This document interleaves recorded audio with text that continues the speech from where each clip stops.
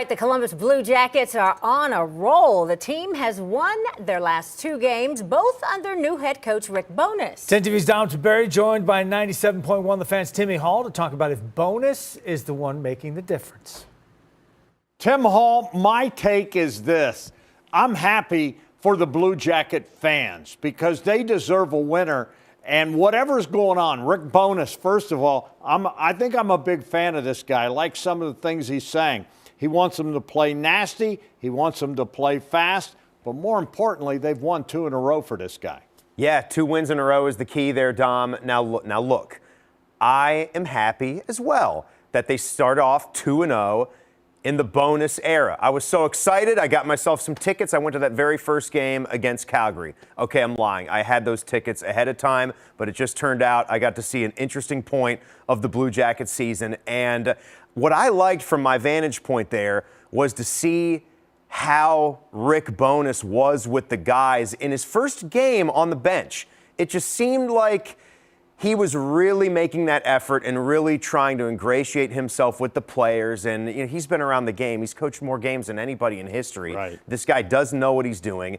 And it's not that I'm saying he wants to be friends with all of these guys, but he came in with a certain kind of energy, and he was very chatty with all of his guys. Even after just one simple shift, you would see him getting with a guy like Kent Johnson or Adam Fantilli, giving him a couple of tips of where he wants him to maybe position himself on the ice. Quick little pointers like that. I like that. It's been a good energy for this team, but Dom, let's pump the brakes a little bit. Those were 2 awful Western Conference teams. Let's notice Calgary and Vancouver really struggling, more so than even the Jackets. This stretch coming up before the Olympic break, then let's watch this. Road game at Pittsburgh, lots of home games against some good teams, too. You got Philly, you got the Lightning coming in, you've got some other great teams playing here as well. Then when you get to the Olympic break, let's talk and see where the CBJ team is at that point. And we're going to find out a little more tomorrow. They're going on the road. They're going to be at Pittsburgh, a club that they owe.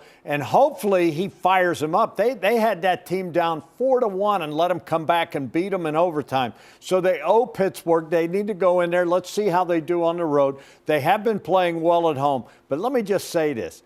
I love he seems to me to be a gentler John Tortorella type guy. Yeah. I see that. But he's always got like a smile and whatever. Yeah. But I love the fact that he's getting into the players. He wants a nastiness. He wants to see him go out there, and it looks like fighting is back into the NHL. I mean, we've seen him dropping gloves more than I've seen in quite a while, but he wants them to play. He said, I can't stand when we play slow. Fast, aggressive. Fast. Yeah. And the nastiness. I like it. Yeah, I do too, Dom. In just 2 games, it's been a better style. You mentioned the fighting.